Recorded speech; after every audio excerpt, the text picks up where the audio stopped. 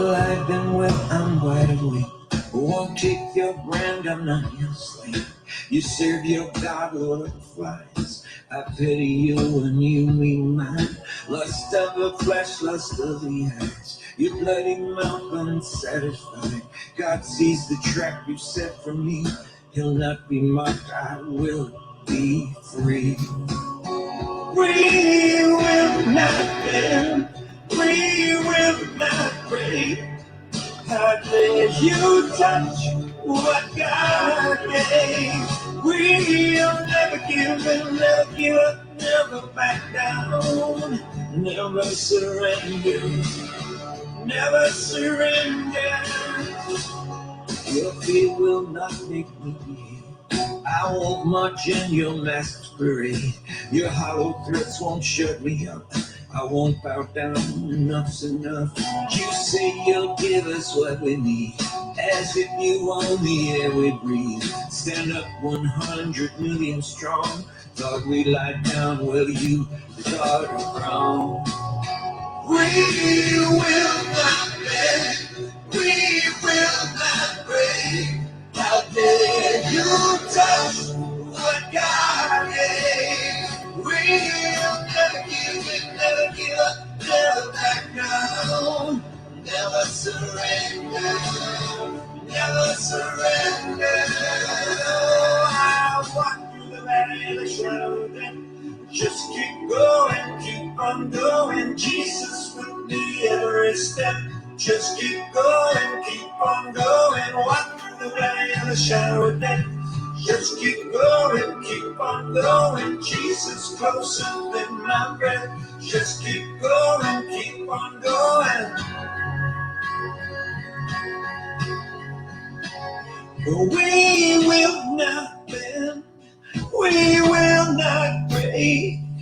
How dare you touch what God gave?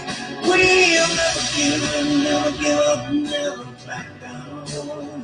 We'll never give in, never give up, never back down. We'll never give in, never give up, never back down. Never surrender.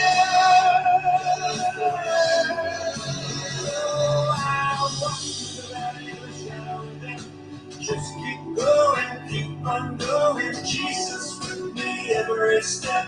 Just keep going, keep on going. Walk through the valley of the shadow of death. Just keep going, keep on going. Jesus closer than my breath. Just keep going, keep on going.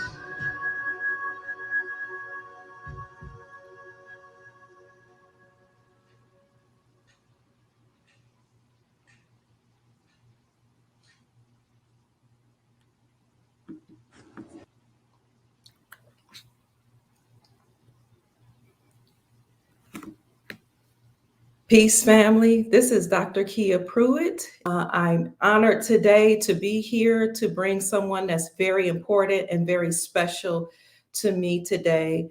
Her name is Gold Star Mother Susan Price. She is the mother of the fallen soldier, Brother Sergeant, Aaron Kenefick, who was killed in action. And I will let her tell her story in a minute. Forgive me, it took me a little time getting on today because I listened to and watched some videos about what happened that and what should not have happened in regards to this wonderful Marine who had been fighting for our freedoms. So I'm a little frazzled. So without any further ado, I'm going to bring on Gold Star Mother Susan Price, and I will read some very beautiful accolades about who she is as a woman. Right now, I introduce to you someone who actually contacted me via social media. She did and spoke to me, and she's a very loving, motherly woman who has brought me into the community, the Patriot community, and allowed me to meet some very wonderful people. So without any further ado, I'm going to bring her on the screen, and then I'll read beautiful accolades, about who she is. Let me bring on Mother. Hi, Mother. Hello, Dr. Kia. Hello, listeners. Love to you. Hello, Mother. I want to introduce you, but I don't know how you do it. Excuse me. Okay. Okay. Okay, excuse me. Excuse me, So, family. Let me read this biography, and then I'll let Mother speak. Gold Star Mother Susan Price is a national Gold Star mother, and she's a resident of this great state of Florida. She's the daughter of a Marine herself, and she is the mother of a fallen soldier, a great American hero. Excuse me, take your Aaron Michael Kennevick, a highly decorated stellar Marine of over 12 years. The tragic loss of her son and his Marine embattled training team has raised more questions than answers. And I can assure you that when I watch videos about what happened to him, I have many questions. Through her undying love for her son, Gold Star mother Susan Price transitioned into a wonderful investigative researcher through countless hours of research, years of connecting the dots, factual documentations, eyewitness accounts. She began to see the crimes that were brought up against her son while he was fighting for our freedoms. And she learned what happened on that fateful day, September 8th, 2009. I'm sorry. When her son was abandoned and neglected and then killed in action and left to die. Susan Price is known as a veterans advocate and a national voice. She's appeared on 60 Minutes, many as well as many Patriot radio broadcasts and other Patriot, excuse me, shows, radio shows, having worked with various patriot groups concerning the military and veterans. She is known as the Gold Star mother with a voice, and she's known as the go-to person to speak on behalf of Gold Star families. So for those of you who don't know, a Gold Star mother is a mother of a fallen soldier, a soldier who was killed in action, and in this case, killed by the military industrial complex who was supposed to take care of him and protect him. I'm sorry. I don't know how she does it, family. Excuse me. At this time, I'd like to introduce to you a beautiful person, the mother of the Patriot community, Gold Star mother, Susan Price. Mother, I turn it over to your hands. How do you do? thank you. You're welcome. Thank you, Dr. Kia. Well, it takes the love of a mother and the strength of a mother Yes, or ma'am. a father. I don't mean to exclude fathers and family members, but our families were tragically credentialed, and it's a club you don't go looking to join. Fate and destiny choose its members. And I am also a veteran. I served our great nation in uniform. My father was a Marine. I was in the Army, but a third of the men in my family served. I'm the only woman. And my great grandmother lost her son, her baby boy, her seventh child, in the Navy he was in on Christmas Eve. So my great grandmother had the telegram service at her front door, like I had the two Marines confronting me that day. So, we do inherit, and I don't know if your listeners know this, and it's one of those secrets we found out through the years. We inherit our families through the DNA trauma. History repeats itself. And unluckily, I was that person in my family's genealogy to inherit what my great grandmother experienced. But I am also the healer in my family to put an end to it. And I was honored that President Trump, before he was president, 9 months before, I was asked to speak on his stage. And he loves our veterans and our military so much. He loves our great nation. And I've met President Trump, spoke to him, and spent time with him. I also met the president that was before him and spent time there because my son's death is tied to 2 Living Medal of Honor recipients, which is the highest awards in the military. And my son and his men were also set up by the shadow government and deep state. Not just the military industrial complex, but the State Department. Someone from the State Department had been there the day before. I want to begin with a little something I just wrote real quick. Okay. And I wanted to thank your listeners for their hearts and their sentiments. And I read some of their comments, touched my heart. And I just want to let y'all know that I started out as the grieving mother, but now I'm the mother. So, and I represent for you all because a lot of mothers don't have a voice. So I've been the to-go person, go-to person, not just for mothers, but also for military men that have served. These are officers that ended up in jail or were on their way to jail for doing their job by these deep state military generals and officers that were working for the bad guy. So I wanted to remind everybody that during times of peace, sons laid their fathers to rest. And during times of war, fathers laid their sons to rest.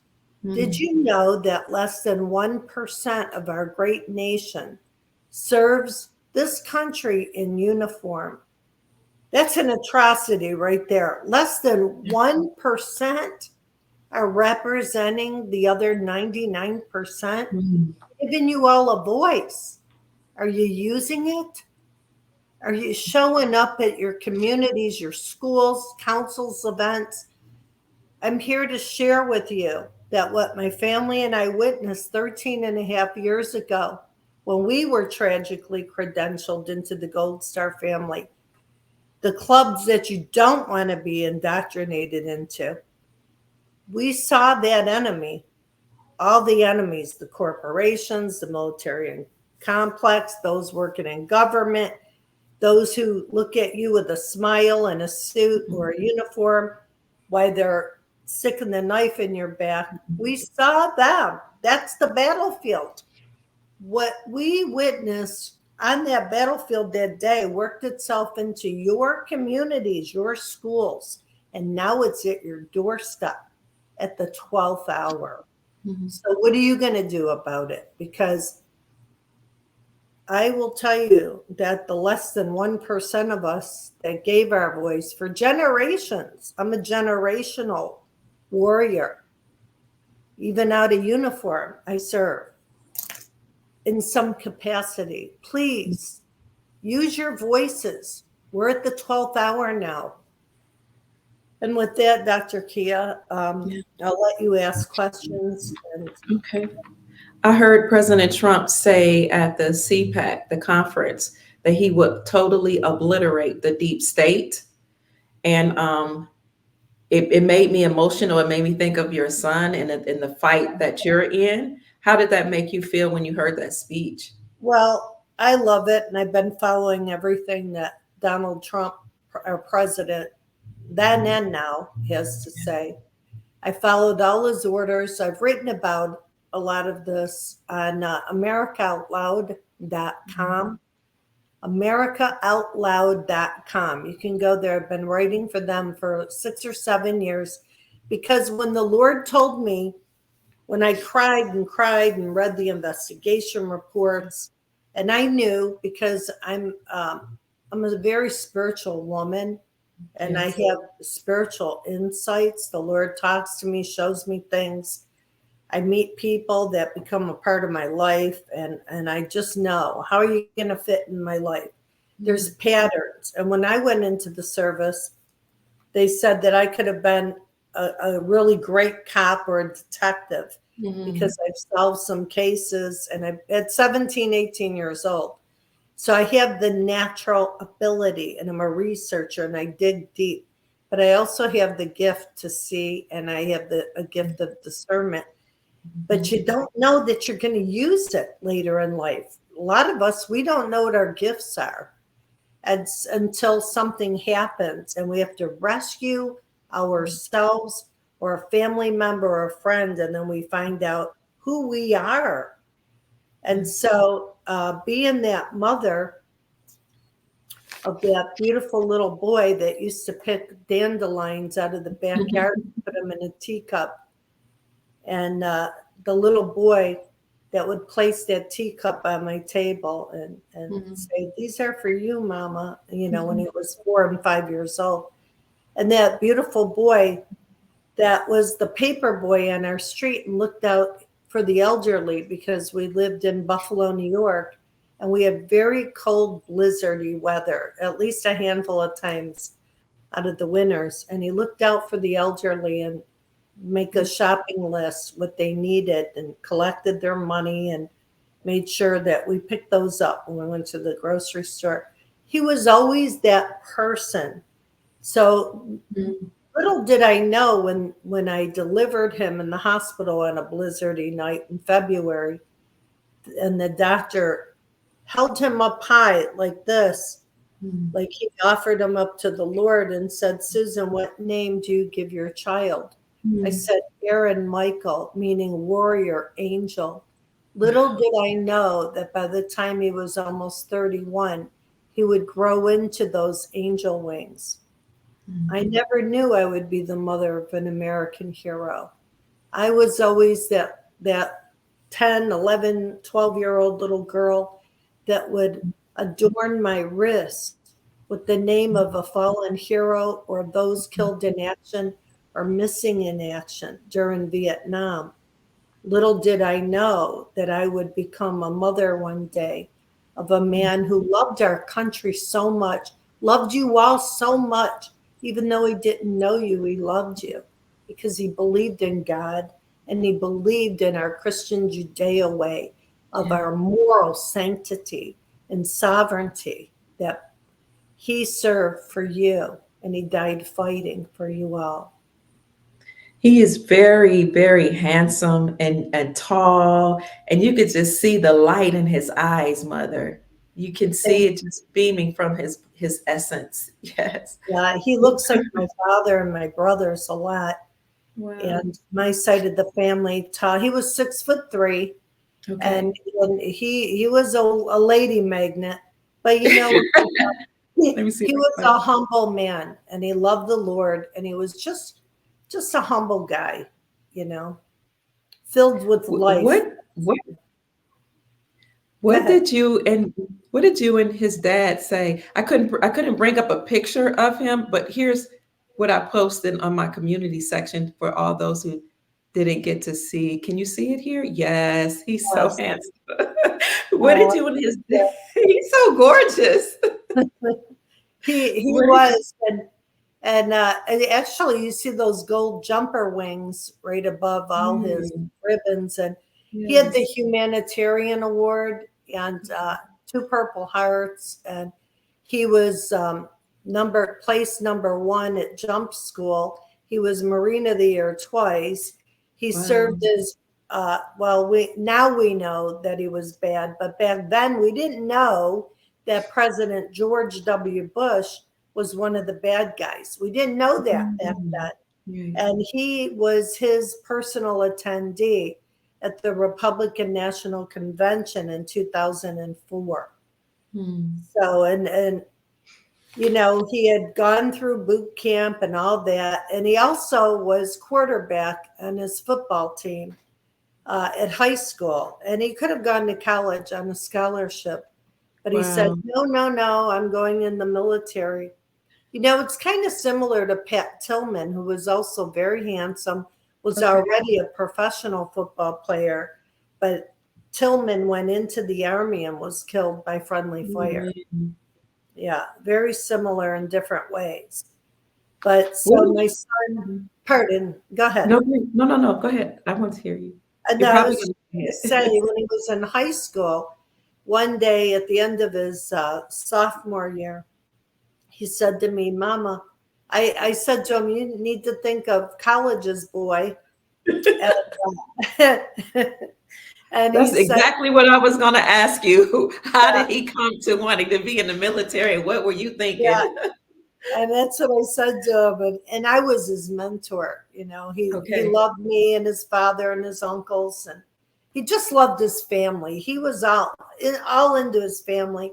And he had the best friends too, because he was that way to people. And he said, Mama, I've been giving it a lot of thought. And I want to go in the Marine Corps. And I said, well, you know, and it was peacetime. But I said, well, Okay. son, you could go to college on a scholarship for sports. You play football, baseball, basketball. And a lot of his friends of color would say, you know, he had moxie, but he had sway. Like he swag. Aaron, he had swag, and he could palm a basketball in his hand, and he was a total athlete. And he said, no, no, no, I want to give of myself to something greater than me. I want to dedicate myself in humanity to something greater than me. And I want to do that because Grandpa did it, my father, and I served.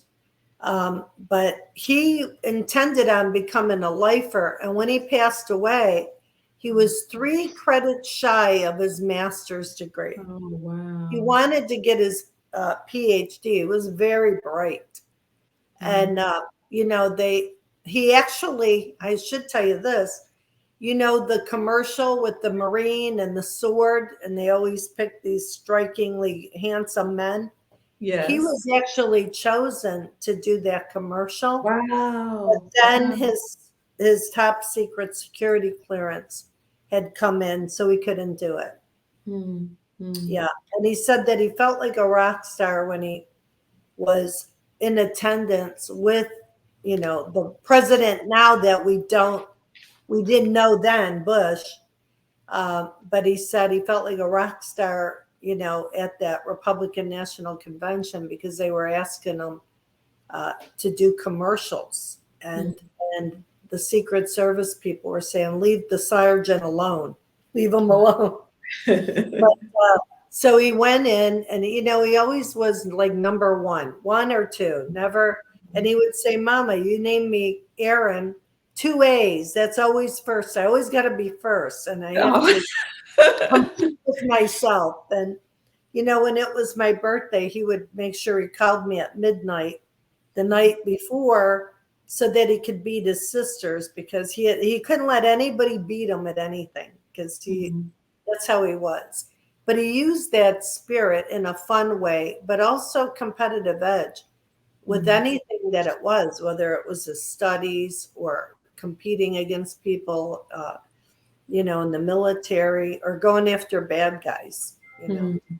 And he would jump out of planes. He was part of the special operations in when he was stationed in Germany, and then he would go on missions to Africa and the Ivory Coast.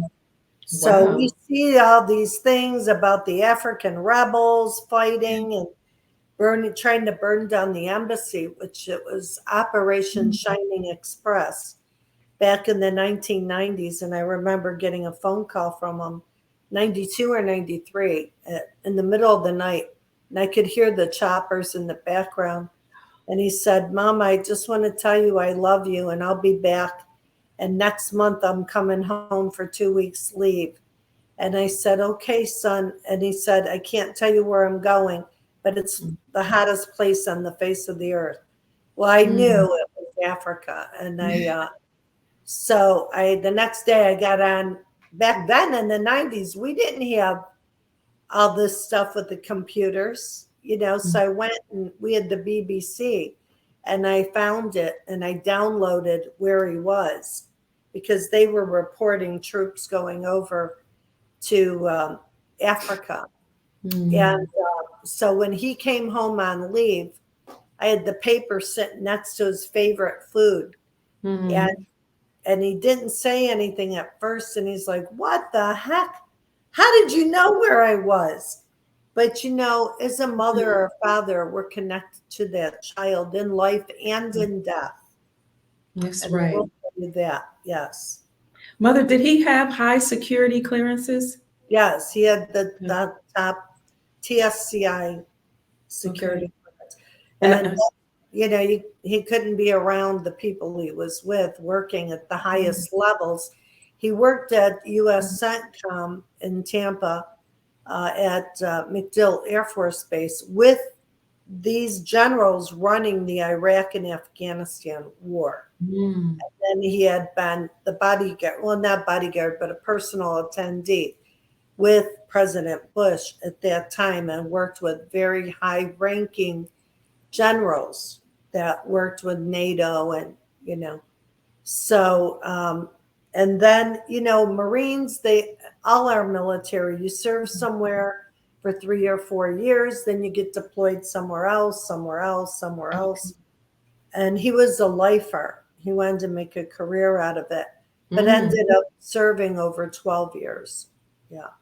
Yeah. And I can imagine he probably couldn't share certain things with you, right? He couldn't tell you where he was. Yet could he drop clues, or just at least Not warn you of really. certain He, things? he was a stickler for that, and he would just say, "Mama, if I put something somewhere, it's meant for a reason." But I knew we had developed that code talking when he was a kid, and then when he moved up into the military world, and he would tell me, "You and I can't have certain conversations over the phone. You know too much stuff, Mama." Because you served, right? I Yeah. served, but he was at a higher level. And he goes, "I don't even know how the heck you know the stuff you know, but you know way too much." Well, I'm a researcher, number one, but also the Lord shares with me. I have that gift, that ability to know a few things every now and then. And it's pretty cool how that works. But it's a blessing and a curse because, yeah, even when bad things happen, sometimes I'm warned or showed. Yeah. Did you have any idea what the presidents were doing, like with your intuition and just being in the military? Could you sense that something wasn't right with our government? Yeah, I knew. Okay. I knew for quite a while, Okay. but especially when, well, when it started was the day that 9/11 occurred. And I put the television on, went in to take a shower, and I walked out in the living room right when the first tower was, decimated. And the second one, I'm standing in front of the television, and I had Good Morning America on. And, then I didn't realize that, who owned that media and how bad they were. But I heard the Holy Spirit say to me, "Watch as the second building implodes." And then I knew right then and there that was my wake up call. But I never was asleep all the way. I was half asleep. And then from that point on, I was awake. And I started watching everything militarily. But we didn't have Google back then. We didn't have those type of cell phones or technology. And let's not forget, technology's been weaponized. It's good for one aspect of life, but the bad people, the evil people, weaponize everything that's good. And after 9/11, and that whole administration, I think that was the Bushes, came the president 44, that America we really thought he was going to bring the nation together. A lot of us, especially those coming from, communities of color. Could you sense Yeah. anything you could? Okay. Yeah. Well, Aaron told me he had, this was coming into 2008, and, he had his top secret security clearance. He said to me, "Mama, I know you have a lot of friends of color. Some of my best friends are of color." And he said, please tell your girlfriends. And he had met them. They all loved Aaron. Mhm. And he said, please tell your girlfriends not to vote for this man. He's a bad dude, Mama. He's a bad dude, and he's coming out of nowhere. This Wow. young junior senator is coming out of nowhere. Mm. He has no past. Mm. That not even anybody in the colleges knew of him. Mm. So I said, I'll do my best, but that's all I can do. Wow. But, you know, in number 44, he really picked up steam toward the end of that, toward the end of his administration for the worst. And when he went into the second term, that's when he really escalated. Mhm. Yeah. And I watched every second. I knew from the moment, well, I can look evil in the eye. And I've looked a lot of evil in the eye. I've met the Bidens. I've met number 44 in person, as I sent you the picture. Yeah. See if I can bring it up. At that Medal of Honor ceremony. Yes, ma'am. I met Pelosi. I met all the demons. Mm. Yeah. And I've been surrounded by frenemies, both military and politically. Wow. So, yeah. And I'm sorry. no, and I survived it. But, you know, you survive physically, but a part of you emotionally dies off. And then, you know, you have a new tribe, like your listeners, you, all the friends I've met along the journey become part of that. Even though my son's still my son, he's in spirit, and I know he's there. I can feel it. Mother, you were talking about meeting number 44, and I have a picture of it here. This was some type of ceremony, yes? I can't blow it up.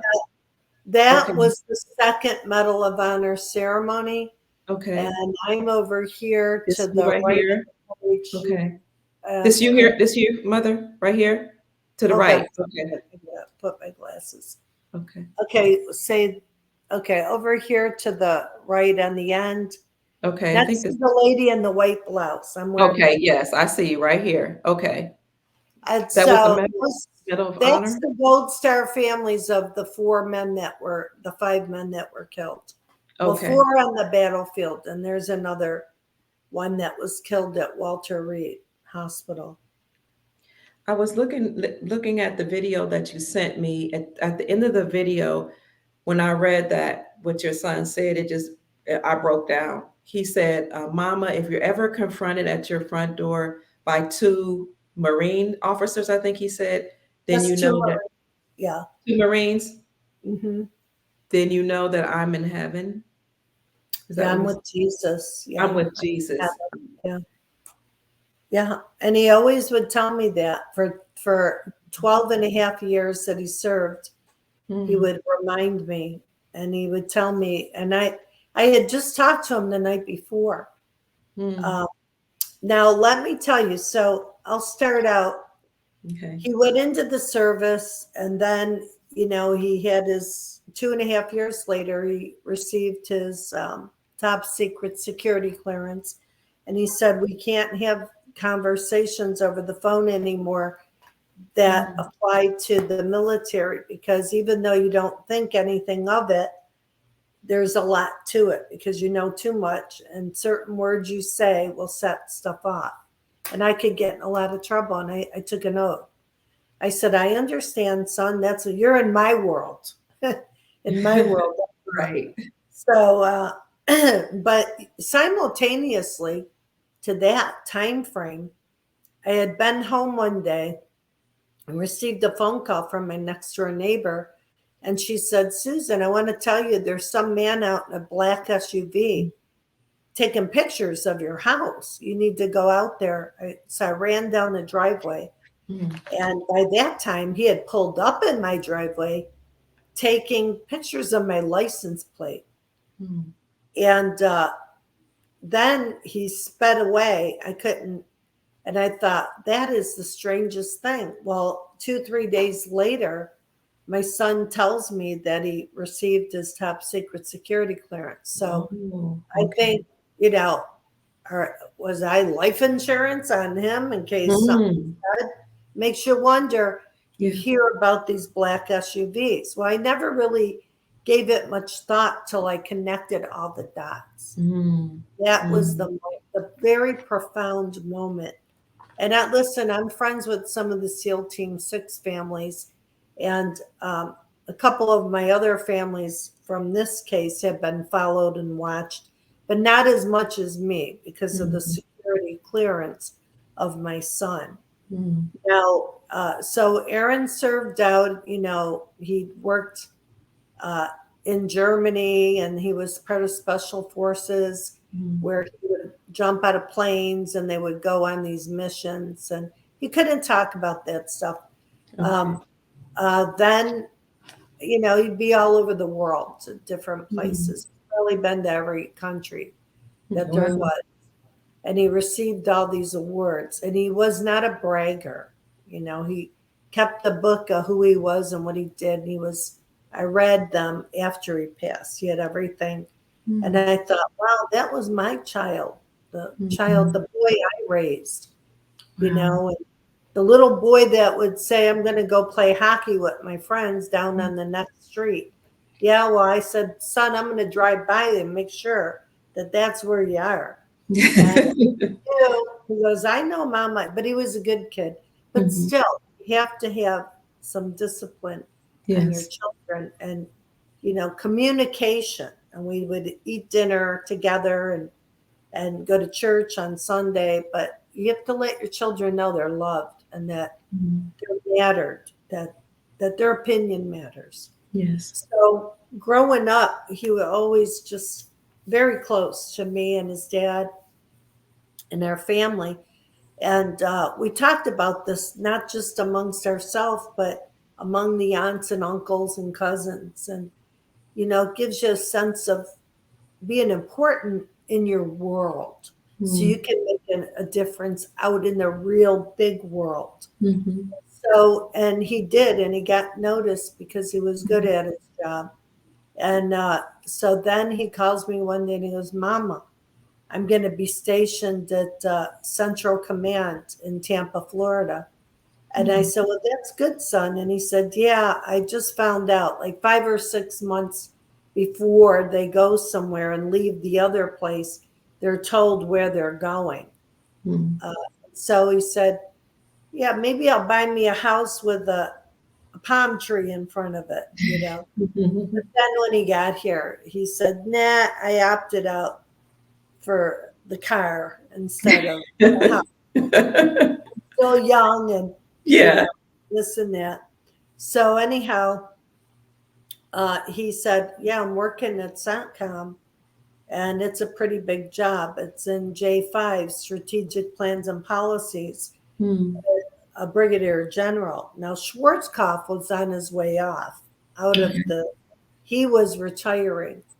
And this other brigadier general was coming in. And Aaron was at CENTCOM for 3 years, but he was supposed to work with this one guy for 2 years. I think he ended up being with this guy a year and a half and then transferred out of there because this general was a nefarious general. And things were taking place that shouldn't have taken place. And my son put him on notice and moved on to work with the director of intelligence. So, and you couldn't get past anything until you went through my son at J2. So, and he was also one of the human intel guys. And human intelligence, you go to Africa, Afghanistan, Iraq, he'd fly back and forth. And, you meet up with one of the, I'm not going to say bad guys, but you get intelligence from different sources. And, you put your life on the line because they could cut your head off, Some days, we had Al Qaeda and we had ISIS and we had the Taliban, okay? Right. Between those places in Iraq and Afghanistan. So anyhow, that being said, they at Central Command in 2007, they voted Aaron the Marine of the Year Wow. on that post for the second time. The Mhm. first time he was only in the military 2 years, and they chose him at Quantico, Virginia. And then the second time, um, it was at CENTCOM, and he told me, he said, Mama, we walked into Busch Gardens in Tampa, Florida. They had a big ceremony and dinner. It was really beautiful. I should have sent you a picture of that. And really beautiful. And there was the Army, Air Force, Navy, and Marine of the Year. So Mm. Aaron was Senior Marine of the Year. I know you are a proud mama. Yeah, and I mean, he looked so handsome in his uniform too. Yeah. And when they did these awards, they had their swords up in the air, and Wow. Aaron walked through, under the swords. And so he said to me on the way in, Mama, they signed off on me to become an officer, but I don't want to be an officer. Mm. So they come up to you, and they will, the head of CENTCOM, the head general, just let them know I'm my own man and I'll make my own decisions. I said, yes, son, I respect that. So, and I think he was probably about 27 years old at this point. Wow. Yeah. So So young. when I got there, they approached me 3 different times. And these big generals, and they're like, we signed off on your son's paperwork to go to officer candidate school. Please talk him into it. But I didn't know then, but I think there were nefarious plans. Oh. And Aaron didn't tell me things like that because he never wanted me to worry, And then in 2007, August 1st of 2007, he deployed to Japan to the 3rd Marine Assault Division. Okay. And then he had been there a couple of years before he deployed over to Afghanistan. Speaking of Afghanistan, Mother, I was watching that 60 Minutes video that you sent me. And what they said was that it was an operation that went terribly wrong. Yes. Can you take us to that I don't know, that day or that period? Let us know what happened. Well, it went wrong because they wanted it to go wrong because they were set up to fall. So what ended up happening was from being in Japan at 3rd Marine Assault Division, they had these embedded training team groups. Now, the embedded training team 2-7 had been over there for about 8 months, and they rotated back to Japan. And then my son and his men, they were embedded training team 2-8. They went over about the 3rd week of July. And my family and I actually spent 4th of July week with my son for that week. And then he had to fly back to Japan to come back with his men to Afghanistan. And so what happens there, they have a big headquarters, and it was Camp Joyce, and it was in the Kunar province of Afghanistan. They have provinces where we have states. And so what the Marines do, so you have your headquarters, but then you have 4-man teams, and you don't stay at the headquarters. They're little divisions that are scattered all around the perimeter of Camp Joyce, which is the headquarters. So my son and his men, they had probably the most dangerous Camp Monte is where they were up. It was way up the mountain area because the 4 of them on his team, were probably the most athletic and toned and ready to go for action. And Excuse me, Mother. Were we at war at that time or anything? yeah, this Oh, this okay. is the longest war, a 20-year Okay. war, Iraq and Afghanistan, which, Okay. by the way, it started with 9/11. So Mm. that's why I'm saying I was half awake when the Okay. Lord showed me, watch as this building implodes. Little did I know that the Lord would be there to direct me through, Mm. you know, my son's death at this point. And this was the reason we were at war. I see. And actually, let me step back for a second too, Dr. Kia, Okay. because do you and your listeners know the real reason for 9/11? We're living through it now because Nasara was supposed to be going off that day at 10 in the morning. Alan Mm. Greenspan was going to read that all Americans were going to inherit part of their Jubilee. Mm. And Daddy Bush had moved into the White House the night before.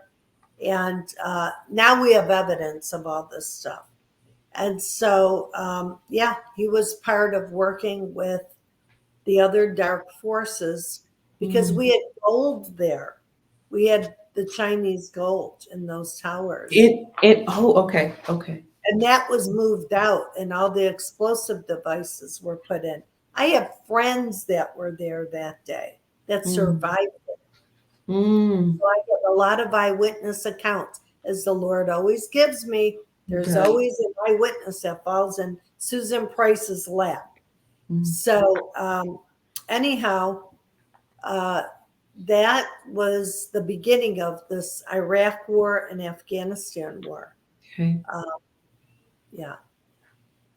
And that's why your son was over there in Afghanistan Yeah, because because of the war. we were at war. I mean, and that's the development of ISIS and Al Qaeda and the Taliban.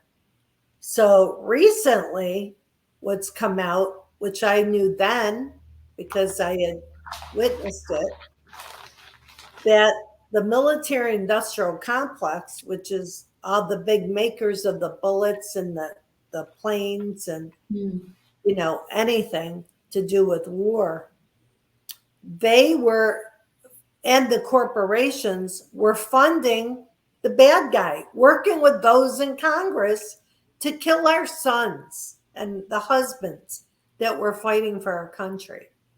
That's all new stuff that's come out Oh with my the God. Afghanistan papers, and eyewitnesses started emerging years later. Nobody was around when my son was killed.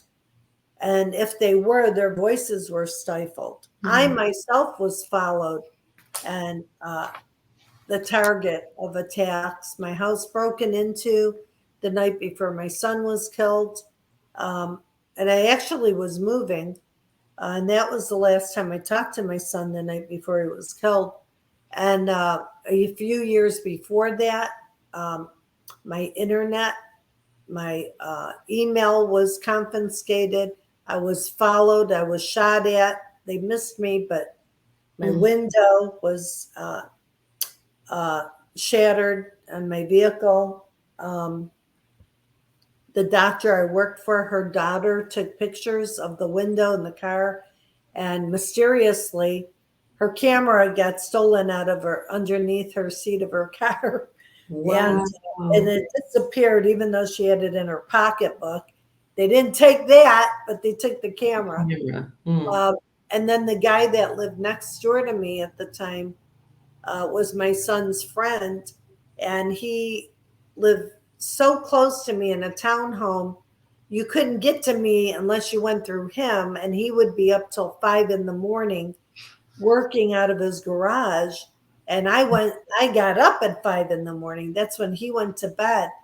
So one day he was up at the corner on his Harley, and a car came from the other side of the street and got in front of him and put the brake on, and he flew up in the air and he had to be mercy flown into Tampa General. He almost died. Oh my and he God. was there for a week. Well, on my way home, unbeknownst to me at the time, Spirit told me don't go home. And so I had to go somewhere else to a family member that lived here at that time, and stayed there for a week. And then, not knowing, Brian calls me a week later and says, I need to talk to you. I was almost killed. And I think that somebody's trying to get to you, and I'm in the way, and it has to do with your son. So when I got home that day, he told me, all these things that keep happening to you, I think that they're following you, watching you. And I was still in shock. I Yeah. didn't want to register that. But then I started, that conversation with him put everything in perspective for me. Because I don't want to jump to conclusions, because Yeah. though I have that ability and that gift, and but I'm also a factual, I'm a researcher, so I have to see it, to experience it, to see it. And then the night before my son was killed, someone broke into my home. Oh my God. Yeah, and other things too. One day I was on the couch, and there was that red taser light, that light, Mm-hmm. Yeah. shining on my wall. Oh And I my had God. just come home from working all day and showered and changed into comfortable clothes. And I hadn't sit on the couch for more than 5 minutes. And I saw, that red light, and I thought, no. I clicked the TV off. I got down like Rambo, and from that day on, I kept to go bag in my vehicle. And it's really sad that 10 years of my life, the last two of the Bush administration, and the entire 8 years of number 44, that I had to look over my shoulder all the time. Now, I didn't drive at night, and I always had traveled in big groups, and that's really a sad way to live. Oh And my so God. I saw then what y'all are seeing now. I saw so much more, but I'll spare you those tragic moments. But so when my son was over there, and the Lord was talking to me, and my family and I were very concerned, because they too had this feeling of doom and dread. So Aaron only made it alive over there.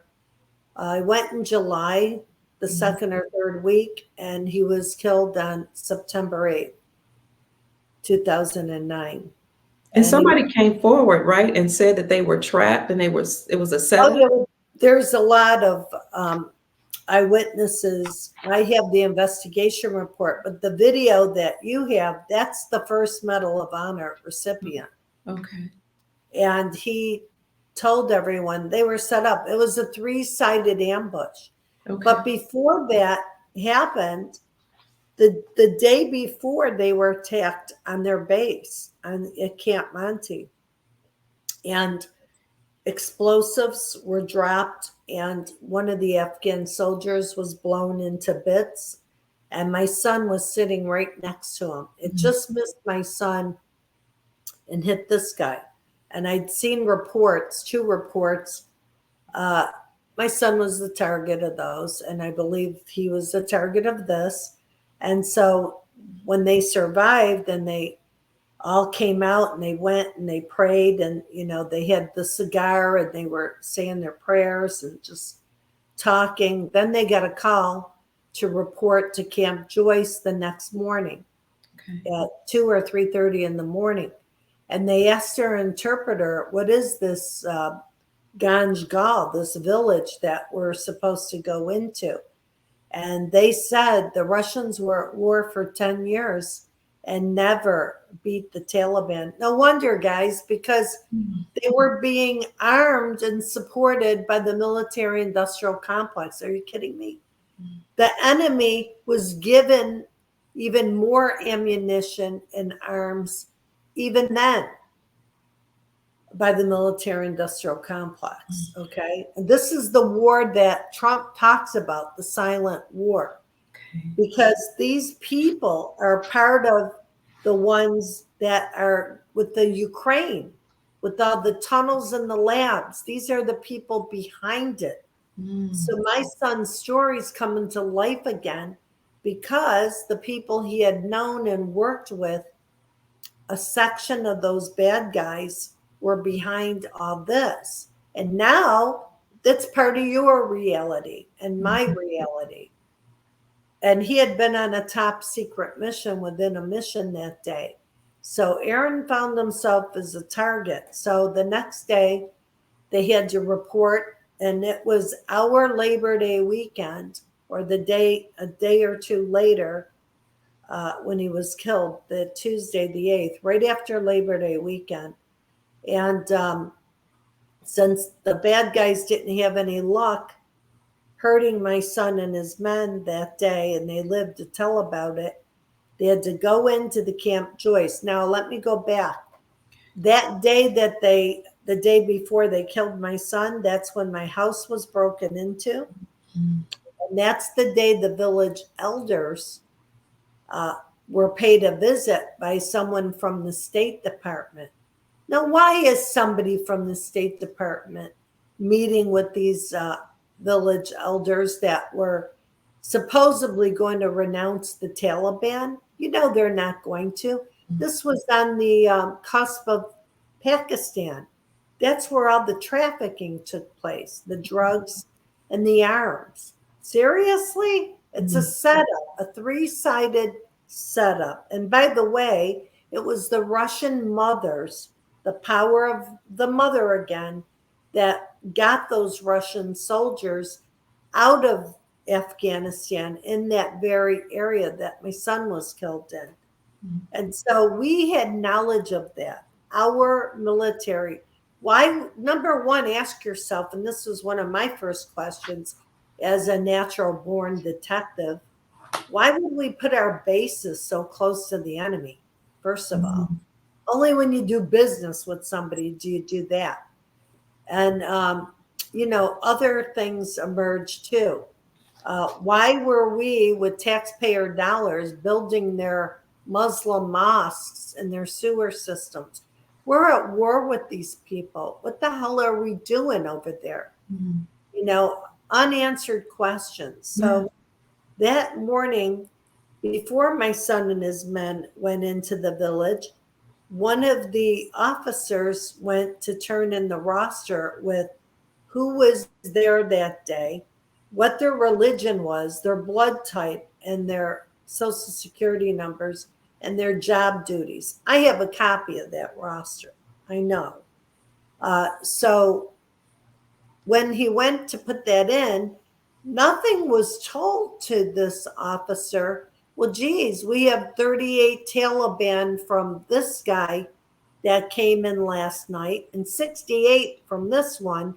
And oh, by the way, 40 from this one. There was 100 to 150 Taliban that had gone into the mountain areas waiting for my son and his men to get there. And you had coalition forces that didn't relay this intelligence information. You got to be kidding me. So when they walked in, the lights were flickering. The people in the town were walking out with their animals. And 2 weeks prior to this, General McChrystal, another deep stater, had come up from the Pentagon, slapping a second set of handcuffs on our forces, saying you can't fight back if the enemy's firing at you. Wow. Yeah. The rules of engagement. Are you kidding?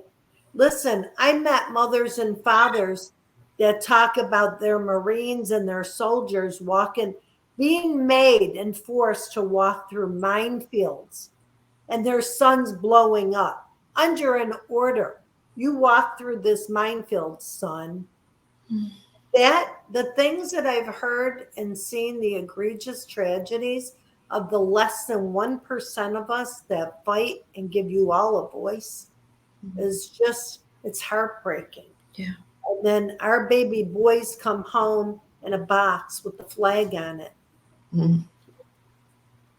We lose a part of ourselves. But I turned my tragedy into helping heal others, into fighting Yes. for them, and say, look, you got a voice. Use your, what's this for? My son lost his voice on the battlefield that day. And let me tell you how. Because that day, there were men in the Tactical Operation Command when this war was going on, and the air-conditioned Tactical Operation Command, where you had a couple officers and then you had sergeants and corporals. Those young guys were doing their job, okay? Yeah. But two officers that were supposed to be there monitoring had nothing but excuses. And let me tell you how I grew up. An excuse is nothing but a missed opportunity. And sometimes it's a lie. Mm-hmm. So, and we know it because we had eyewitnesses there to watch all this nefarious. Those guys, somebody put them in those positions, Mm-hmm. said, we're going to give you a higher rank if you do this. So can you imagine your son or your husband being out in the Afghanistan battlefield and it's 125 degrees in his uniform, that battle rattle uniform. And here's guys that are in the air-conditioned Tactical Operation Command, the TOC, and they're questioning my son and his men for air and artillery support, when they're screaming, we need air and artillery support. Give us some more rounds. Give us some smoke so that you can run for cover, with the smoke. They were denied all that. They were denied the right to fight for their lives. I'm shocked that my son lasted 2 hours in that fight. And let me tell you, one of the officers turned the frequency of the radios down. Oh my God. So my son and his men couldn't be heard. Oh my This God. is in the eyewitness reports, guys. I have 500 pages of redacted report, one from the Army, one from the Marine Corps. I got on my hands and knees and I prayed to God. And I said, Lord, you show me. I'm a warrior, Mother. Do I fight this? What do you want me to do, Lord? Mm-hmm. And I had Aaron's Bible when I was praying so hard I was crying. And the Lord so gently, open your Bible and where your right index finger lie. Read that verse. It fell upon Ezra 10:4. Arise and know this mission belongeth to thee. We will be with thee. Go of good courage. We have a living God, and God gave me that message. I called all the families and I said, this is what's going on. But this was my message for me. Arise and know this mission belongeth to thee. So the Lord gave me, this is my job in this lifetime, to defeat this tyranny at this level. These people that first we thought were just the Taliban and Al Qaeda, now we see domestic tyranny. Mm-hmm. And excuses and obfuscations too. And two of the men that were supposed to have reprimands put in their file, whether they were and they pulled them out, but I know that one of them moved up not just once but twice in rank and was put in charge of a stability operation months later. And what you and I would think, a stability operation, that's to stabilize. Let's think of the street name for stability operations when it's for the bad. Trafficking, were they busy delivering drugs and arms, maybe? It's a form of a question. I'm alleging in a form of a question because I know better. And then by the time 2 hours come, and there was choppers that were called in because the young guys were in there, the corporals and the sergeants, they were sick over this. They're like, we got men out there crying and pleading for air and artillery support. If you don't get us support, we're going to die. And then you had the officers say, laughing and say, figure it out for yourselves. Is this for the Marines or the Army? What difference does it make? We're one. We're working together. These turncoats that did this to my son and his men, and it could be your children and grandchildren somewhere down the line. If people like me and other Gold Star families don't step up and use our voices to rescue us out of this tyranny. And so anyhow, my son and his men, they believed air and artillery support was coming because they were Marines. Marines always rescue Marines. But let's not forget, the Army is always in charge at the war because they're the ones that deal with all the contractors. Everything goes through the Army. They have the bigger base. But to be laughed at, can you imagine me reading that here's my son and his men calling for air and artillery support, and they're laughed at and asked 20 questions.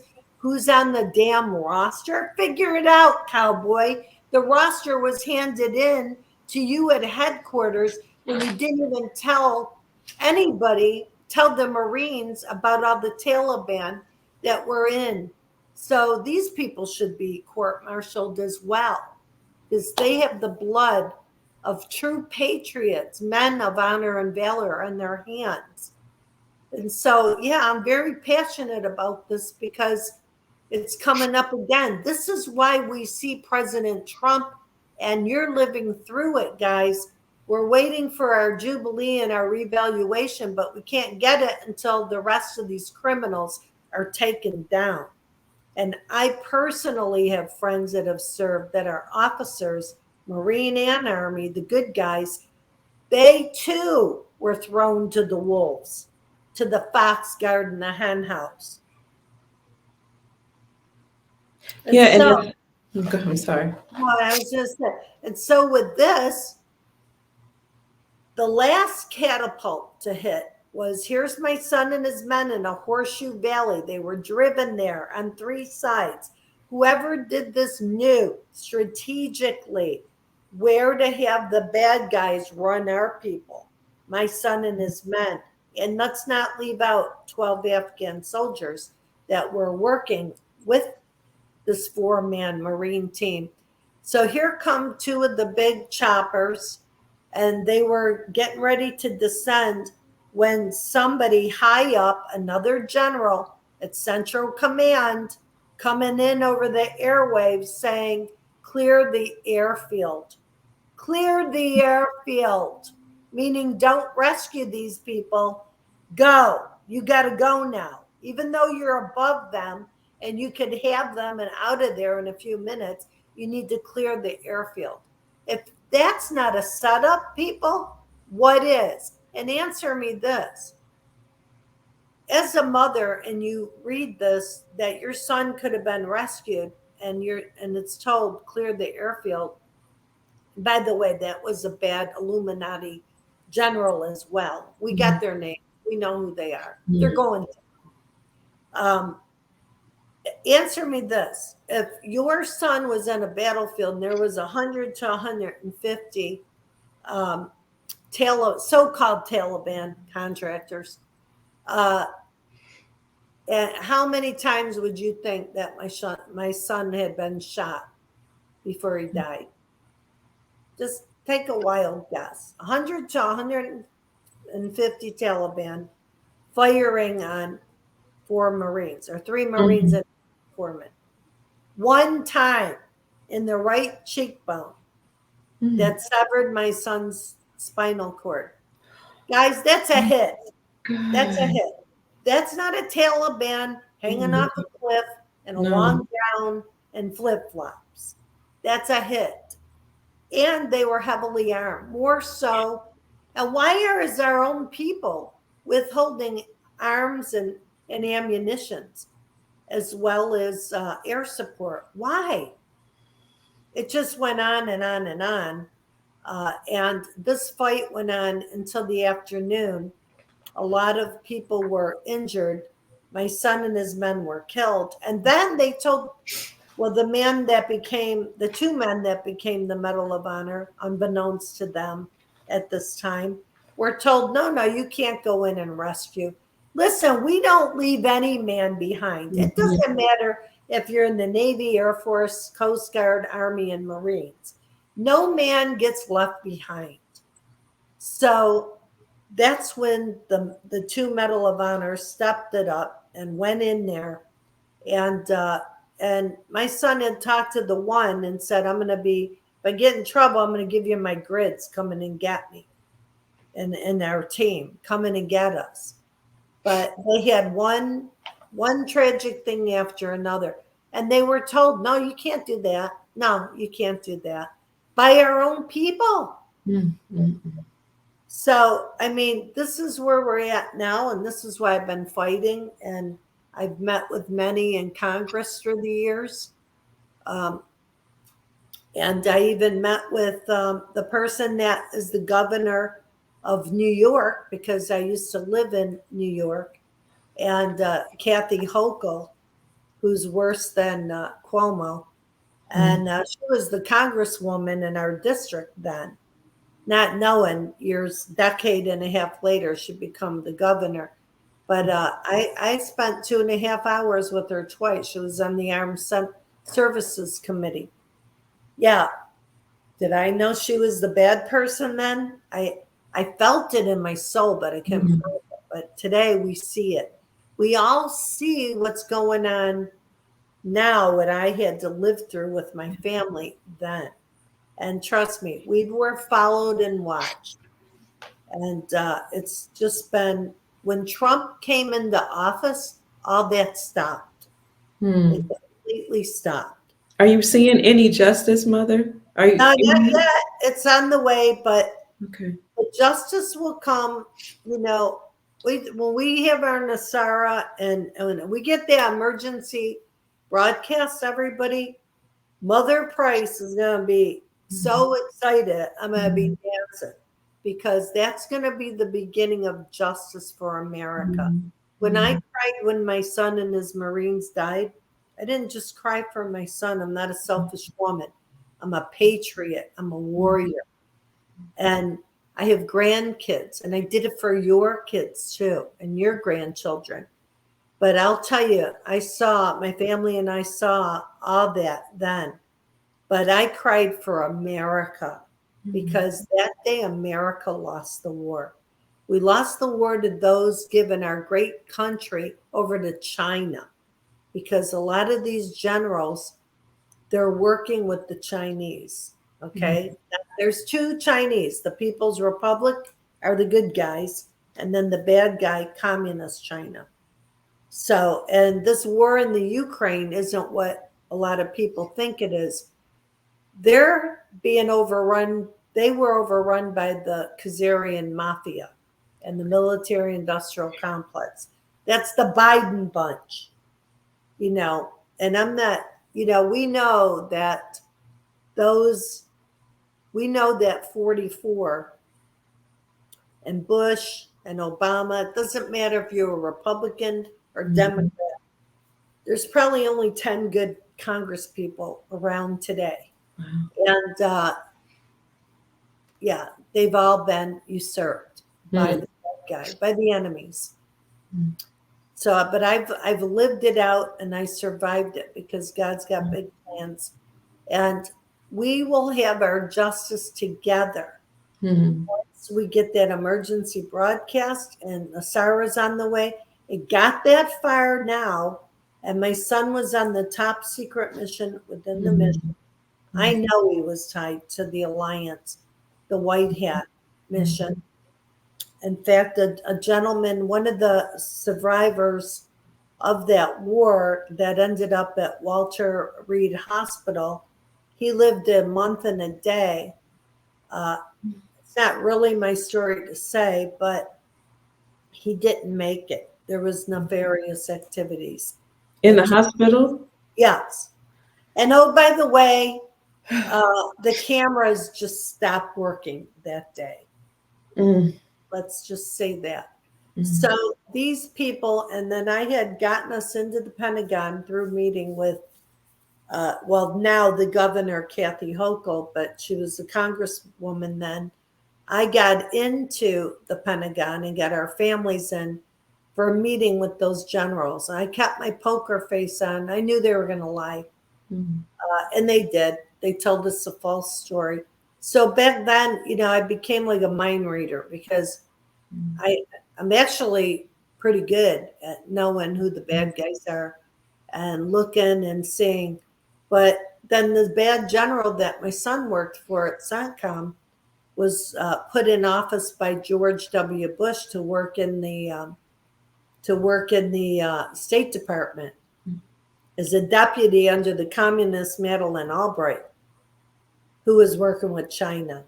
And oh, by the way, some of these generals' wives were working with the UN, who were also working with China. I've seen it, I've heard it, I've lived it, and I'm done. Now it's time. Let's get it over with. Let's get these minions brought in through the redemption centers and get rid of all the bad evil. It's time for regeneration and healing. Was this plan to turn us all over to the Communist Party of China? I heard you mention China a few times. Yeah, Okay. that was, yeah. Okay, that was the mission, the plan, the goal. Okay. Yes. And when Trump got in, when the White Hats and Mhm. Trump came in, everything changed. That's why I know things are being done. Okay. I've lived through it and I've seen it. Yeah. Yeah. You have endured a whole lot, and I just can't imagine being that strong after going through so much, Mother, and just having to trust and depend on God. But you do it so well, trusting in God, going on in this battle, bringing people together. And so that's my question for you. Do you feel like is that part of your mission, to bring people together to help in the war, or what is your mission at this juncture? Well, my mission is to bring peace, help bring peace and end this war. But also, I've worked behind the scenes and a few things that were, I can't really talk about them, but there were a couple false flags, let's say, and I alerted the powers that be to put an end to it, and that was taken care of. And I've joined forces with other military people that experienced this tyranny firsthand. One of my friends was an Army officer. He was thrown in jail at Leavenworth for over 6 years. Now he's going to become an attorney. Trump released him and a few other men at Thanksgiving time, the year before President Trump got out of that administration. And and so he's a good friend of mine, and they used him as a scapegoat. But unbeknownst to him, I have another Marine friend that was set up by the same man that set him up over a decade earlier. Oh my God! This guy, this officer, the bad general that set both of my friends up, Army and Marines. How is it that I know the human witness that could help the other guy, but this man, this bad general, these people are family dynasties. Some of them are Operation Paperclip, tied to the Bush administration. Okay. In fact, this guy's the nephew. The bad guy is the nephew of George W. Bush's best friend, who happens to be the ambassador to the Vatican. Wow. Yeah, so what does that tell you with trafficking and that? I mean, the depths of what I've seen, who's tied into NATO, and this one working in the Department of Homeland Security and cybersecurity. No wonder our elections were hacked. people went off and started corporations and companies working with 150 other cities or other countries with our information. And they first started in the military and then worked their way into the military, into political arena. I mean, I've seen an eyeful. And so I think that my mission is to protect our children on every level, and to get people to wake up and to bless people, because with the currencies that I've known about over 13 and a half years, I've probably blessed thousands of people with this information. Wow. But I'm just a mother, everybody, raising my voice, elevating my voice in the name of love and justice, and recruiting you as my soldiers of humanity. What can you do to add and give back to this equation? We can't go backwards. We can only go forward. But it's all in the name of love and protecting our children. Yes, because you not only talk about what's been going on with the military industrial complex and, the deep state in regards to our sons and fathers and mothers and daughters fighting too, but you also wrote a very beautiful article about what's happening with our children. Where did that come? What'd you say?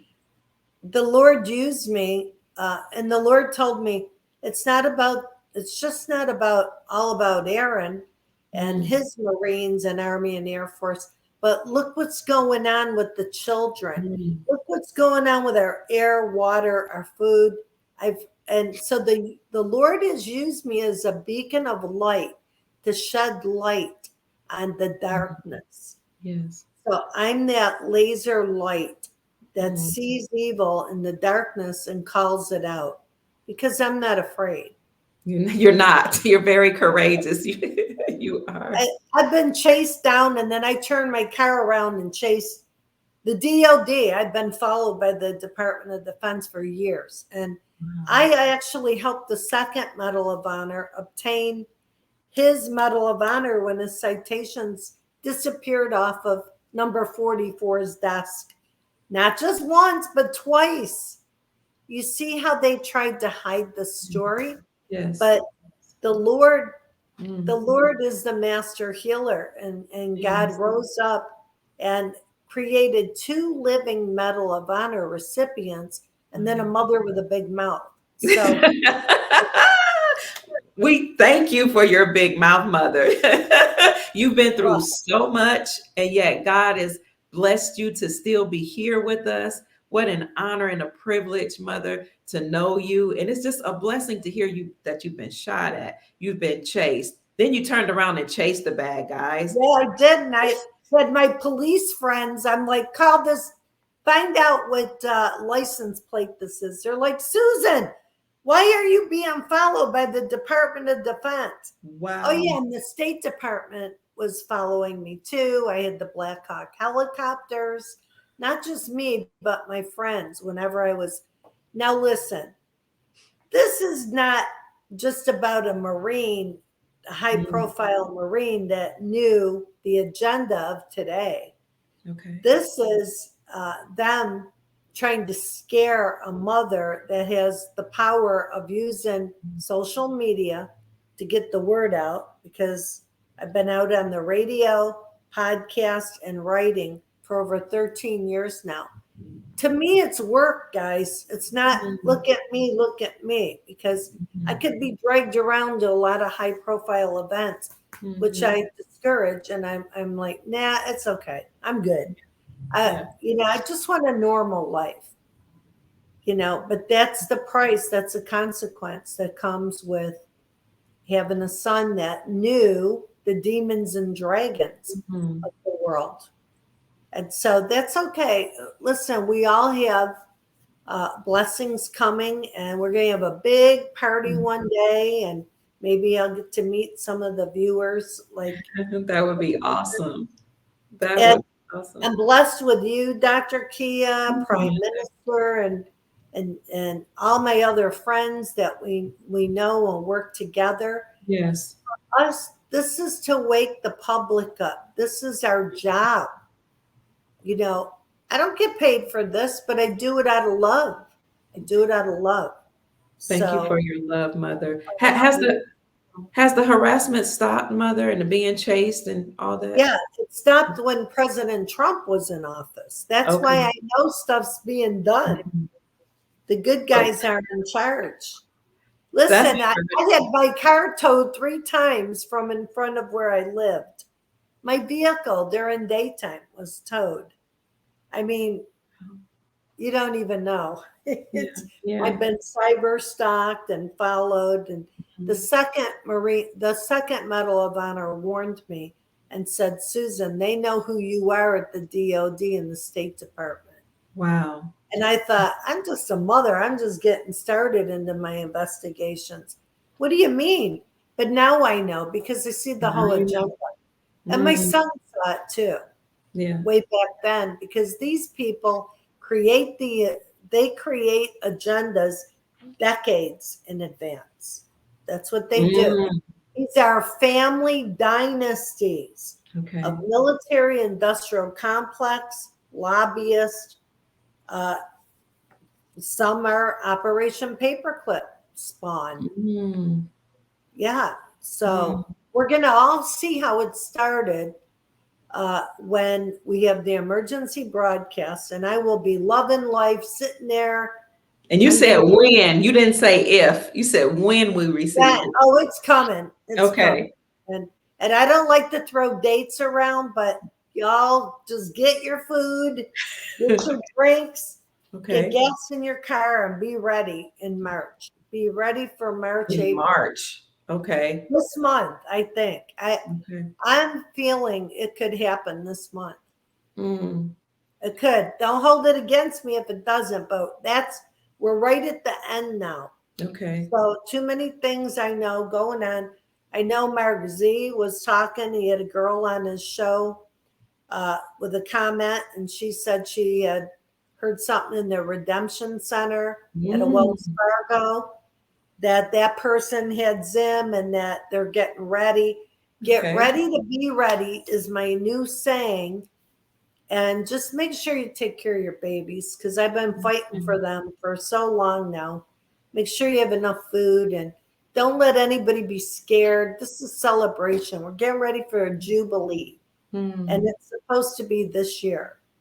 If you can celebrate, Mother, and be hopeful and grateful Yes. to God for what is to come, surely, surely we can. Surely Yeah. we can stand with you and praise the Most High God for this wonderful time, this new era into which we're going. Amen. And I look Amen. forward to it because I'm done crying. I want to live. I've had Mhm. beyond 13 and a half years. Yeah. I was being attacked a few years before that. So a decade and a half of my life, So when Trump came along, Mhm. that's when things subsided. But now we're at the end of this military sting operation. Yes. I'm just so grateful. And Are thank you you going to for write a book? Are you going to write a book, Mother? it's Somebody in said you should write a process. book. It's in process. Okay. Once we have this time for ourselves to heal, Mhm. that will be a good time for me to finish it off. And let's hope by the end of this year, my book will be ready. Okay. Well, And thank you so much. I'm sorry. you're so welcome.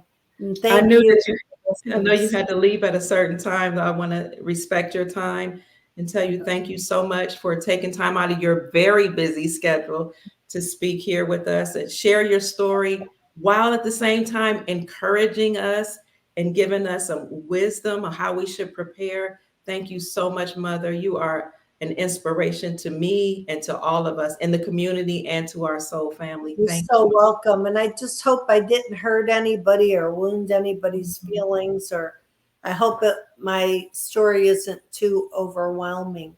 Oh, But no. it's truth. And That's right. sometimes truth doesn't come as a friendly gesture. It hits you hard. Where can we find you, Mother, if we want to support you? Social Well, media? I'll tell you what. Okay. have me back on your show this week because Okay. what I do is the way I get paid, I'm working with a company that has healing products. They're wonderful healing products, and they were created they're made here, but the plants from Africa, South Africa, Okay. and all over. Yes. And they're very healing. And I'll bring David on your show. When is it? Wednesday? No, Wednesday. Thursday. Oh, David's coming Wednesday, and then I think that's XRP, Dave. We're going to Oh. do with my other company on Thursday. Thursday. Okay.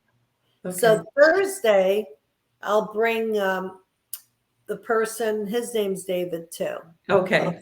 David's a sign of the time. Yes. A biblical name, David. But and his father and he were from South Africa. And he's a white South African, but don't hold that against him. We won't. Created the best healing products where shaman are just, they were enamored over it because of its healing properties. So that's how people can repay me if you heal yourself and are part of, purchasing some of these products. I will get a commission and support myself from that. So and then I also write for AmericaOutloud.com. Okay. And you can go on there and you'll see Susan Price is one of the writers. And then you have my email, so you can give my email out. Okay. And you're also on, can we follow you on? Oh, yes. Of course, I'm on the Patriot Party News. That's right. I'm the Quantum Warrior. So the Patriot Party News. The Patriot Party News.com. Okay. And you could also go to rumble.com and look up PPN, it's short for Patriot Party News, and then Quantum Warrior. Okay. See, quantum is for the healing, and then the warrior. So my Monday and Wednesday shows, my Mondays are more geopolitical, and my Wednesday is about wellness because that's my passion. And I can't wait, Dr. Kia, for those 6,000 patents to come out. Yes. That will heal us. There's going to be stuff that heals our air and our water and our food. I'm so excited. But until then, we got to stay healthy. Yes, so ma'am. I'll be on your show Thursday with, those products, and we'll get into that for your. And that's 1:00, right? I think it's 1:00 Thursday. Okay. Yeah. All right. Thank you again, Mother. I know you have to I run. love you. I got to run now. Okay. We love you, family. Thank you for joining us. Bye.